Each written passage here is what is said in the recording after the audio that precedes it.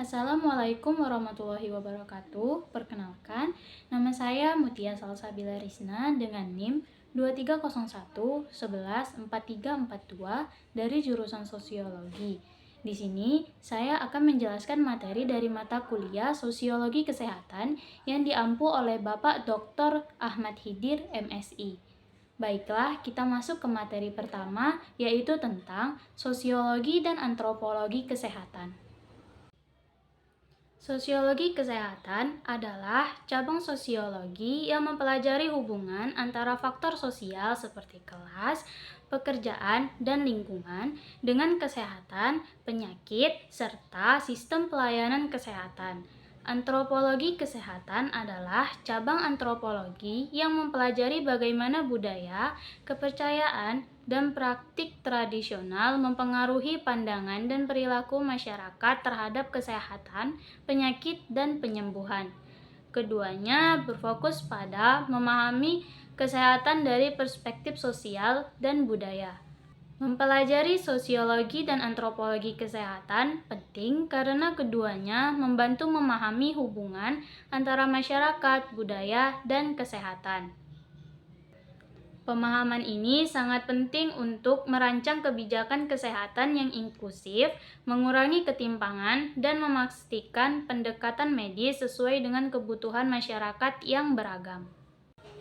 Terdapat perbedaan orientasi sehat antara orang zaman dulu dan orang zaman sekarang, terletak pada pandangan dan pendekatan terhadap kesehatan. Zaman dulu, kesehatan lebih berorientasi pada keseimbangan alam dan tubuh, sering dikaitkan dengan kepercayaan tradisional atau spiritual. Pengobatan bersifat alami menggunakan ramuan herbal dan melibatkan dukun atau tabib. Zaman sekarang, kesehatan lebih berorientasi pada ilmu pengetahuan dan teknologi, fokus pada pencegahan dan pengobatan berbasis medis dengan akses ke fasilitas modern seperti rumah sakit dan obat-obatan farmasi. Perubahan ini mencerminkan perkembangan ilmu pengetahuan dan teknologi serta pergeseran pola hidup masyarakat. Tenaga kesehatan harus memahami batas antara patologi organis, psikologis, dan patologi sosial. Patologi organis berkaitan dengan gangguan fisik pada tubuh seperti penyakit atau cedera yang dapat didiagnosis secara medis. Psikologis berhubungan dengan gangguan mental atau emosional seperti depresi atau kecemasan. Patologi sosial mengacu pada dampak kondisi sosial seperti kemiskinan atau diskriminasi terhadap kesehatan individu. Tujuan dari pembelajaran sosiologi dan antropologi kesehatan adalah 1. Dapat memahami konteks sosial dan budaya yang mempengaruhi perilaku kesehatan pasien. Yang kedua, meningkatkan empati dan komunikasi dengan pasien dari latar belakang yang beragam. Yang ketiga, menerapkan pendekatan holistik dalam diagnosis dan perawatan, mencakup aspek sosial dan budaya serta medis. Yang keempat, mengidentifikasi determinan sosial kesehatan untuk mengurangi ketimpangan dan meningkatkan akses layanan kesehatan. Gaya hidup dan lingkungan hidup sangat berpengaruh terhadap kesehatan individu. Contohnya, penyakit jantung lebih banyak terjadi pada orang Amerika Serikat yang tinggal dan menetap di Amerika Serikat dibandingkan orang Amerika Serikat yang menetap di tempat lain. Terdapat beberapa masalah biomedik dalam pengaturan jumlah penduduk, salah satunya dengan menjalankan program KB yang memiliki kontra diantaranya dengan alasan KB dapat membunuh bayi, menghilangkan rezeki dari Tuhan, dan membawa masalah sosial. Kemudian, masalah lain yaitu melakukan aborsi, melakukan transplantasi organ tubuh untuk memperpanjang masa hidup, dan melakukan percobaan-percobaan menggunakan manusia. Kemudian, masalah dalam konteks sosial juga mencakup kemandulan dan bias gender, tekanan sosial terhadap perempuan dalam permasalahan reproduksi. Cara mengatasi kemandulan yaitu terdapat Satu, poligami. Hal ini merupakan pro dan kontra berdasarkan budaya, agama, dan dapat memungkinkan menyakiti perasaan individu. Kemudian ada pengobatan tradisional dengan cara mengkonsumsi obat herbal atau mempercayakan ke dukun. Kemudian adopsi anak, mengambil anak dari panti asuhan untuk dirawat dan dibesarkan. Kemudian ada masalah imunisasi, tantangan kepercayaan akan berita hoaks dan kesenjangan akses. Kemudian ada pola pemberian ASI, kurangnya edukasi terhadap tata cara menyusui. Permasalahan sosial kesehatan memerlukan keahlian sosiologi untuk memahami faktor sosial seperti kemiskinan, pendidikan rendah, sanitasi buruk, dan gizi tidak memadai yang mempengaruhi tingkat kesehatan. Di negara maju, kematian lebih sering disebabkan oleh penyakit kronis seperti kardiovaskular. Sementara di wilayah pedesaan, seperti Sulawesi Selatan, kematian lebih banyak disebabkan oleh penyakit infeksi seperti TBC akibat kurangnya akses layanan kesehatan dan infrastruktur yang kurang memadai. Terdapat kelemahan dari ilmu sosial dan ilmu kesehatan, yaitu ilmu sosial cenderung fokus pada aspek sosial budaya, kurang memperhatikan kondisi fisik kesehatan. Sedangkan ilmu kesehatan kedokteran terlalu berorientasi pada fisik, mengabaikan konteks sosial dan budaya. Posisi sosiologi kesehatan mengintegrasikan data sosial seperti norma, nilai, dan etnografi dengan data kesehatan, penyakit, perilaku, kesejahteraan keluarga, kebiasaan makan, pengobatan tradisional untuk memahami kesehatan secara holistik. Permasalahan sosial terbagi menjadi dua kategori. Yang pertama itu internal. Kinerja sistem kesehatan termasuk status kesehatan seperti AKI, UHH, AKB, dan indikator ketanggapan sistem misalnya cakupan imunisasi dan kepuasan pasien. Yang kedua itu eksternal.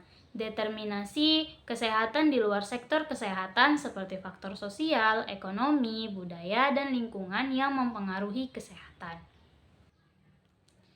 Kinerja pelayanan kesehatan dipengaruhi oleh determinan eksternal, sehingga dalam pembangunan kesehatan penting untuk meminimalkan underlying causes atau penyebab tidak langsung seperti pendidikan dan perumahan. Yang kedua itu menangani cause of the causes atau penyebab fundamental seperti masalah sosial, ekonomi, dan budaya.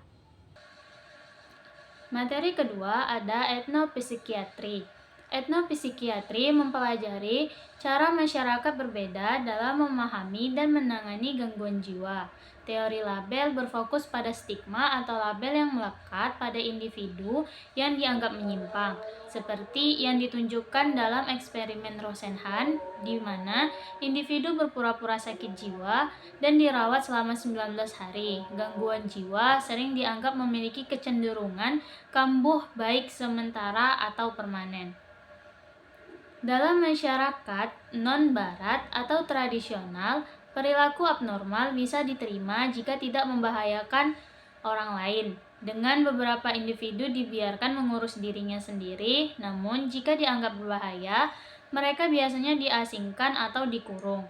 Praktik yang umum di beberapa daerah seperti Afrika, India, Asia Barat, dan Indonesia atau Malaysia. Sistem pengobatan etnopsikiatri seperti yang ditemukan dalam penelitian Prince di Nigeria melibatkan beberapa tahapan seperti perawatan rumah pengobatan tradisional, pemasungan, penggunaan ramuan, dan praktik trans oleh dukun ke pasien untuk berkomunikasi dengan roh jahat.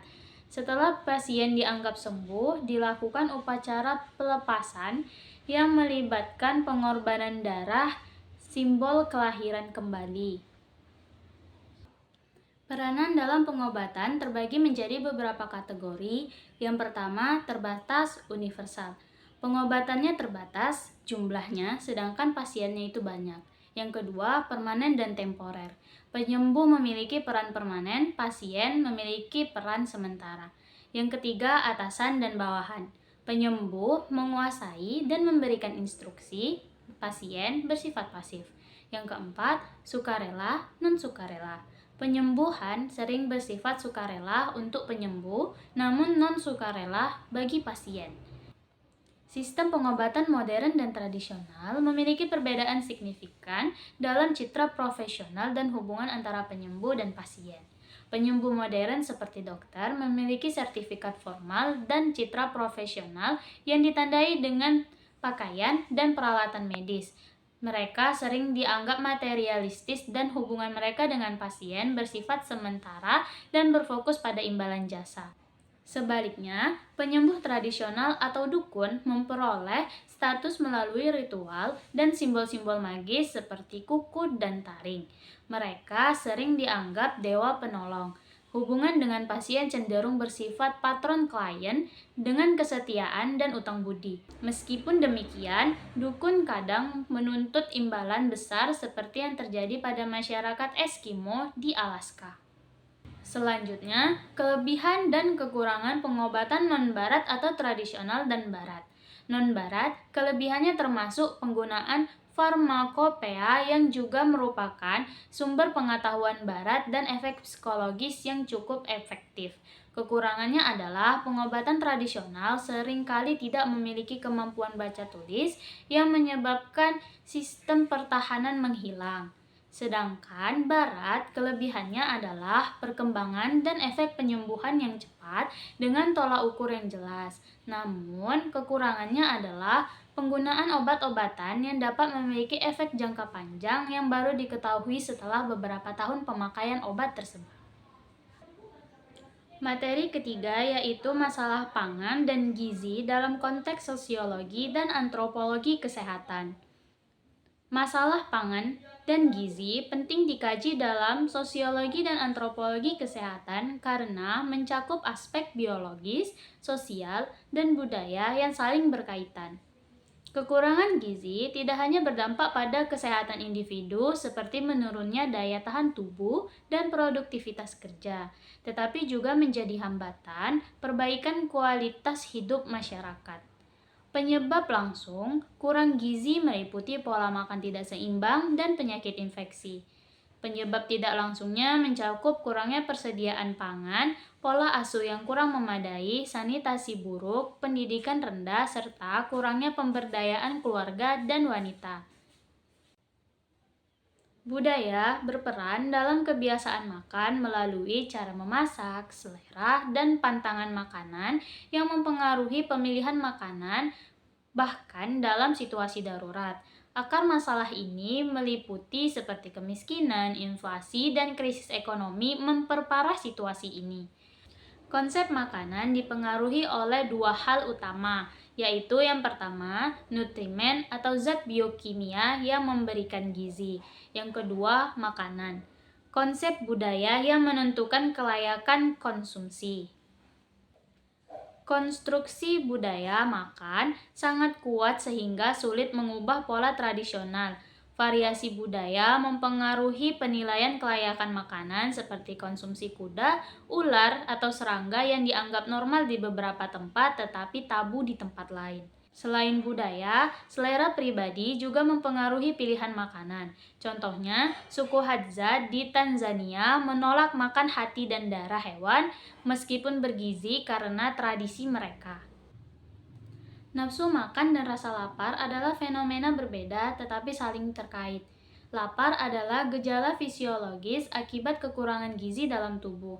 Sedangkan nafsu makan itu keinginan untuk makan yang dipengaruhi oleh budaya atau kebiasaan. Contoh, pola makan orang Amerika dan Meksiko berbeda. Orang Amerika cenderung merasa lapar lebih cepat meskipun sudah sarapan, sedangkan orang Meksiko dapat bertahan hingga malam.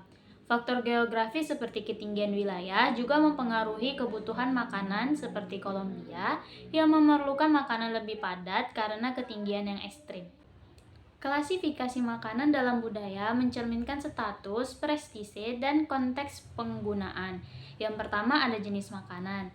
Makanan utama atau ringan untuk orang sakit atau jamuan atau berdasarkan waktu. Contohnya di Amerika Serikat, telur mata sapi untuk sarapan sementara telur dadar untuk makan malam.